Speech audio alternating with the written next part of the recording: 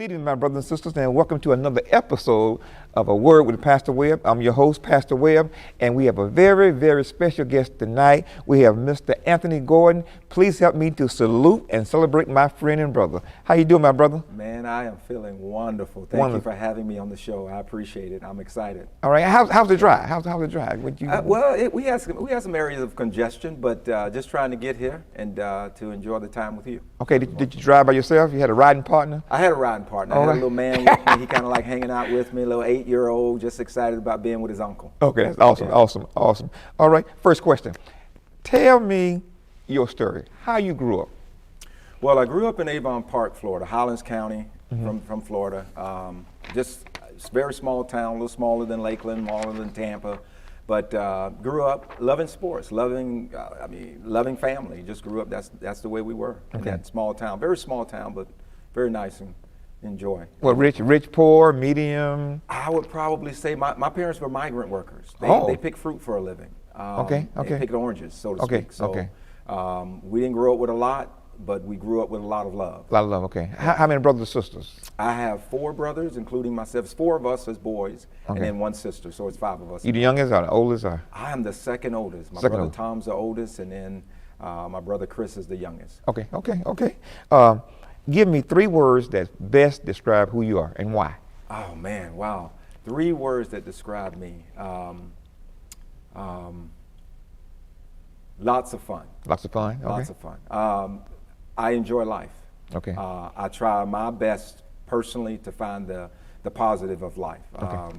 Remain optimistic instead of pessimistic. Okay. Stay happy all the time. Yes. Okay. No dull moments. Try my best not to dwell on those moments. Okay. Yes. Okay. Now, I heard you had a chance to play professional baseball. Yes. Can you please tell me how that came about? Well, my dad. My dad was a migrant worker. He picked fruit. A lot of other guys did also. A lot of his other friends did also. So on the weekends, they would go play baseball. They would had their little team together, and they would go play. And that inspired my brother Tom and I, my brother Flash and I, to play baseball. Okay. Well, while in high school, while we were playing, and during that time, there was not a travel ball. Basically, the scouts had to come out to the high school games and find you.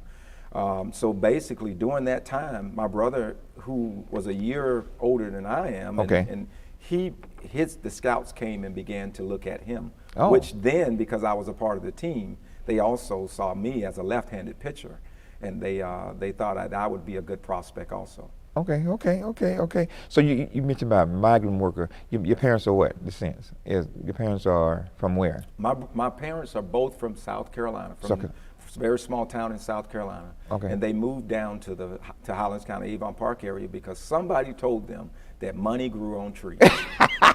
I told them, I don't know how y'all fell for that line, but they said that's what they told us, son, that when we come down here, money was growing on trees, and it was the oranges. And so they started picking oranges. All right. Well, how did it make you feel to get drafted at a young age? You're young, and then tell me, 2-part question. Then tell me, how many professional baseball teams have you played for? To be drafted was exciting. Okay. Because my brother got drafted a year before I got drafted. Okay. He was drafted by the Kansas City Royals in the 4th round. I was drafted the following year by the Seattle Mariners in the 26th round. So it was exciting to have the both of us being professional athletes coming from a very small town of Avon Park. So it was exciting.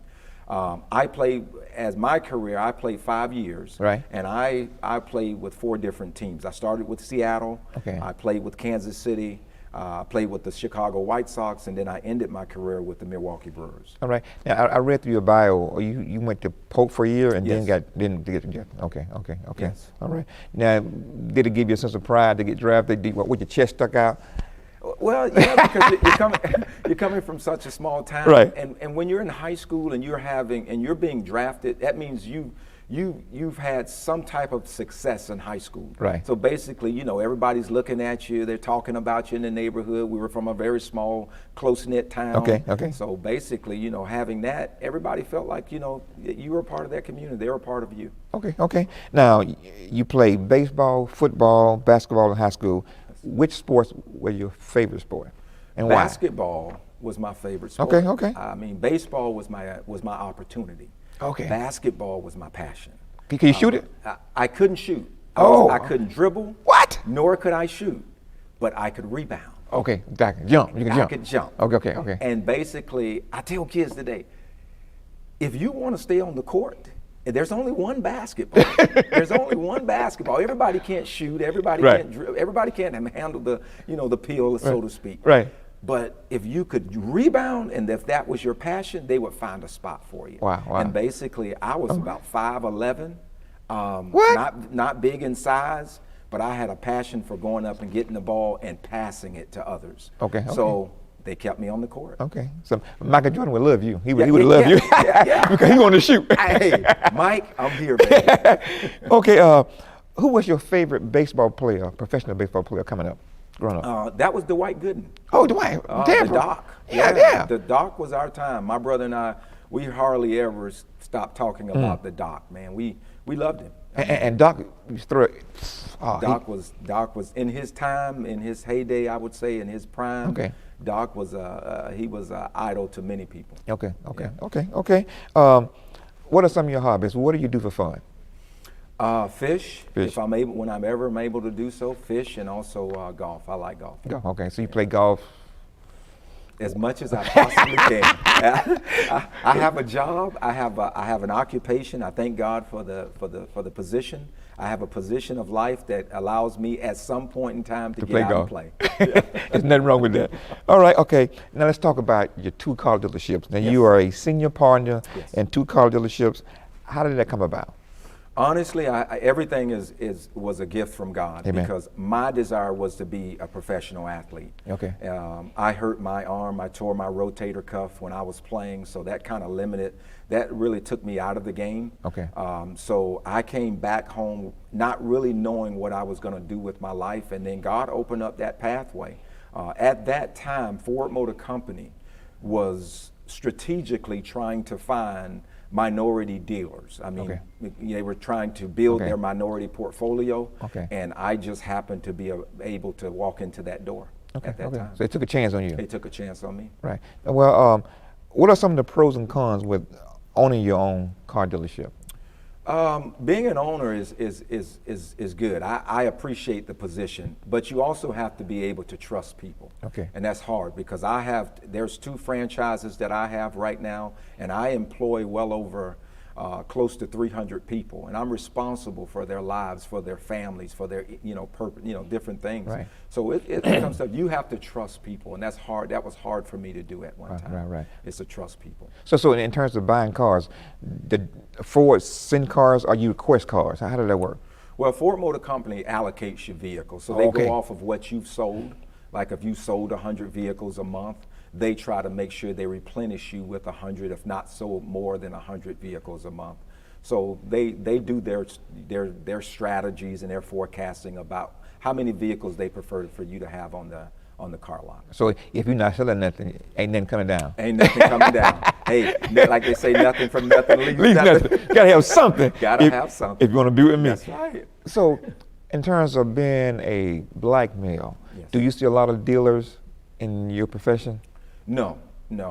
When I first got in the business in 1999, there was a lot of African American dealers, minority dealers, so to speak, that we gathered up annually within 1 year, and we get together. And I didn't know them; they didn't know me. But today, in 2021, there's a lot fewer of us now. There's probably, in African American side, there's probably about maybe 300 African American dealers now.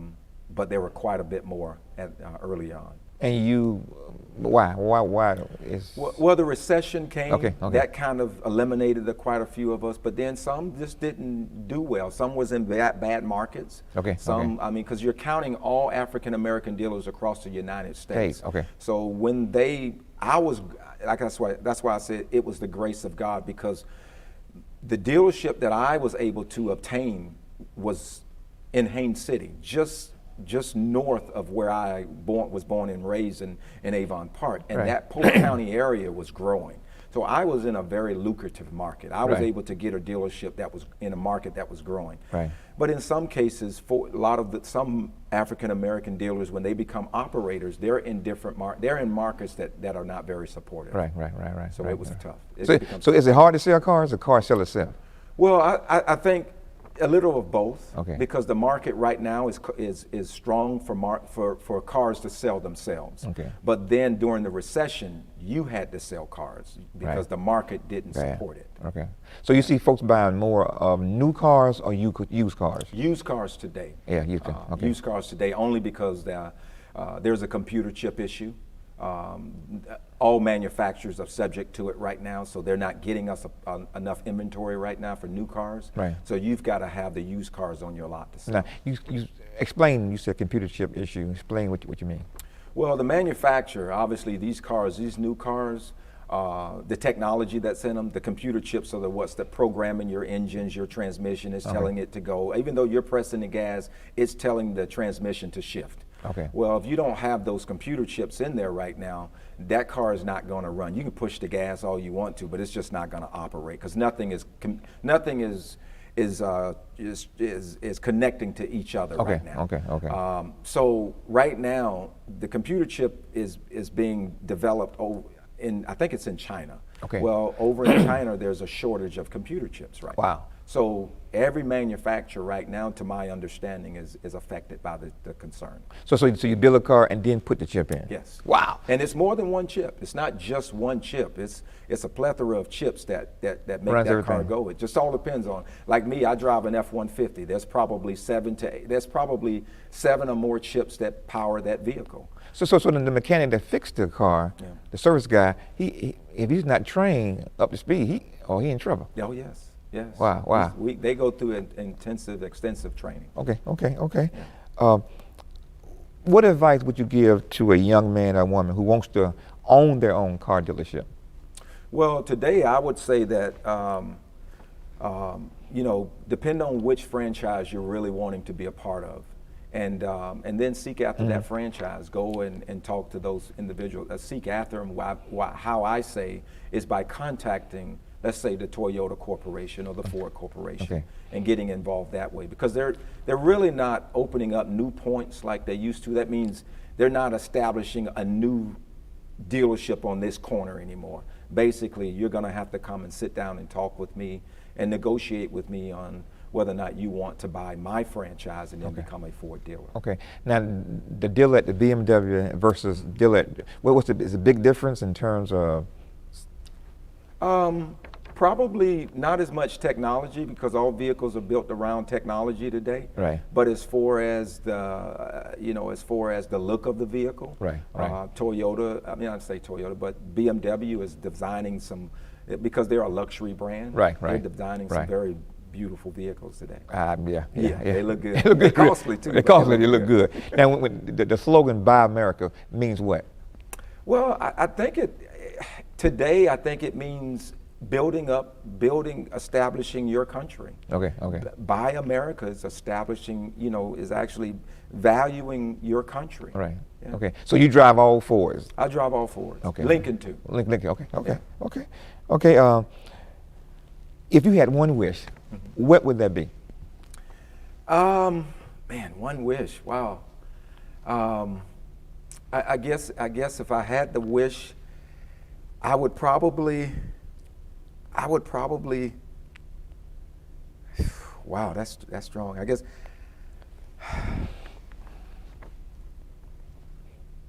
I would like to see more minorities have opportunities in corporate America. Right. I'd like to see that. I guess if on the business side of it, if I had a wish, I would probably say I'd like to see more minorities get opportunities. Okay. And in terms of being a dealer, do you you have a what you call it internship program where folks can be dealers? Do Ford do that? Yes. Oh, okay. Ford has what they call they used to call it a dealer development program, but now they call it more operator, and this is not the title of it, but they call it where if let's just say if it was yourself that wanted to be a Ford dealer, you would come and work with me. I would then expose you to the Ford corporate office and letting them know what your desire is to be a part of, to be a dealer. Right. They will then help me to help educate you. You will work with me, but you will also go off to a school that will also give you more insight into the automotive industry. Would I have to pay in some money? Yeah, it all depends on what store you would purchase, depending on how much money you would actually need. Okay. I bought some very small stores. Okay. So it didn't cost me as much. All right. Okay. All right. Now, what is the one thing that some may know, but others may not know about you? The one thing.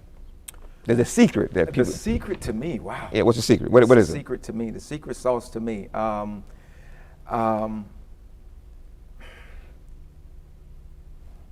Probably, I would say that I'm easygoing. Easygoing. Okay. Yeah. Some people, they'll look at me and they'll have their own perception of me because of my title. Okay. Or my position, Right. and they'll think that I'm hard or I'm Right. not. But I'm just really easygoing. Easygoing. Yeah, Okay. It doesn't take much. So you never got a bad customer on the lot? I've had many bad customers. I've had many. Yeah. I've had my experience with them. Yeah. Okay. Especially being in Polk County. You know what I'm going with that. Yes, sir. Okay. What are some of the early mistakes you made in life that you had to overcome? Probably for me, because even in baseball, I've experienced a lot. Well, let me just say athletics. Okay. I experienced a lot. I probably say that worrying about what people think about me. Yeah. Okay. Being so caught up in being conscientious of what you thought, Right. rather than being confident in who I am. Right. Yeah. So what would you tell a young black guy who's struggling with identity? Wow. I would tell him, because there's something that God gave you, just like He gave me. There's something He gave you. Wow. And if you could focus your attention on what He has given you, that, whatever it is, maybe it's just your smile, maybe it's just, Right. maybe whatever it is that makes you happy. If you can focus your attention on that, rather than being so caught up in worrying about how others perception of you, Right. you're going to be all right. Okay. Now, what has been your biggest loss in life? Wow. I don't know if it was my biggest loss. I think it was more of an experience for me. Okay. Of when I wasn't able to continue pursuing my athletic career. Okay. I really wanted that to work. I really wanted that to work, but I really believe that God utilized it as a platform for other things. Okay. Yeah. So when you see athletes now and you just know you better than them, and Yes. they get a chance, how that make you feel? Well, I tell you what, it don't feel good. It don't feel good. It don't feel good, because Right. I'm looking at that young man, and I don't want to now say, I don't want to rain on his parade. Right. But I'm like, wow, man, I know I had a lot more athletic. I know, Lord forgive me, but I know I had a lot more athletic ability than him. Yeah. I believe I could have been a little. I think I could have. That's where I'm at. Right. Okay.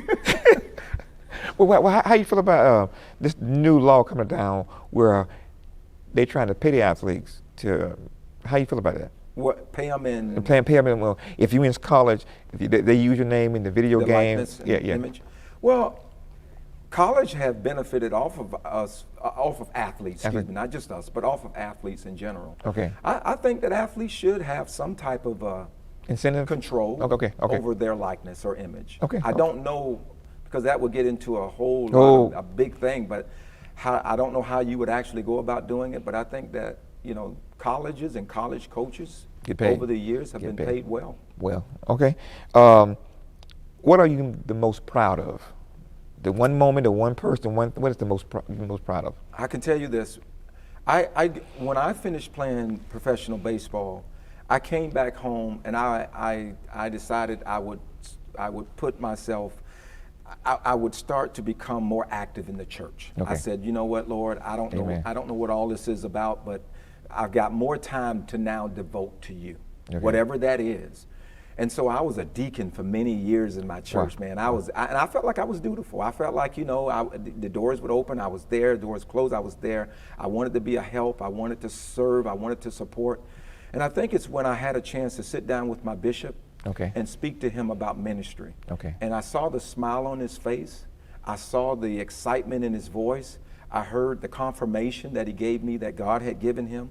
And that was one of the biggest points of my life. Wow.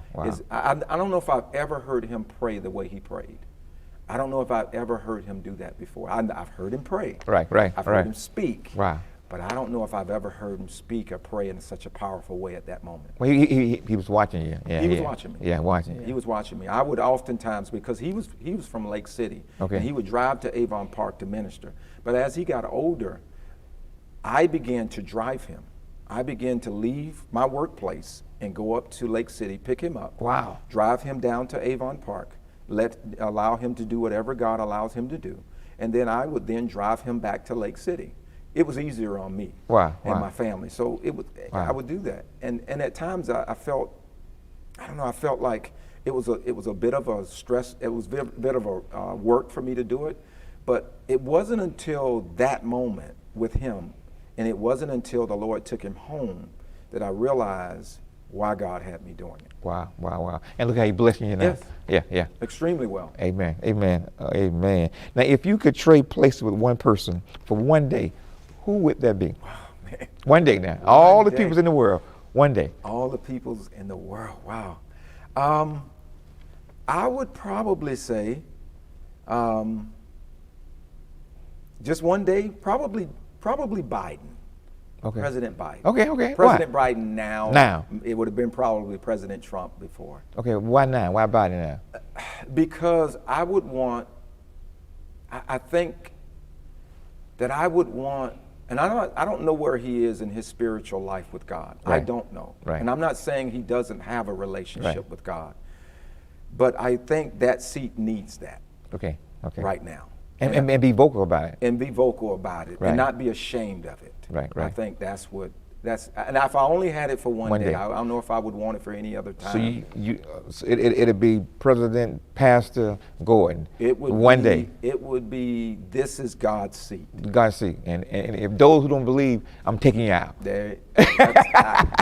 Wherever you are in your spiritual walk, right. This is where it is for me right now, and this is God's seat. Amen. I like that. Mine. I like that, Doc. I like that. Well, to piggyback on that, how has God played a role in your success? You're a successful man, 2 car dealerships, making big money, cheddar cheese, that young folk would say. So how has God played a role in your success? He's played a major role, because when I first got into the automotive industry, I never thought I would. First of all, it wasn't my desire. Okay. It was God's purpose for me to be. Amen. And even through the recession, we were losing. When I got in the business in 1999, all you had to do was put a Ford or probably any type of franchise building up, and you would prosper, I would think. Okay. Because the business was good, the industry was good.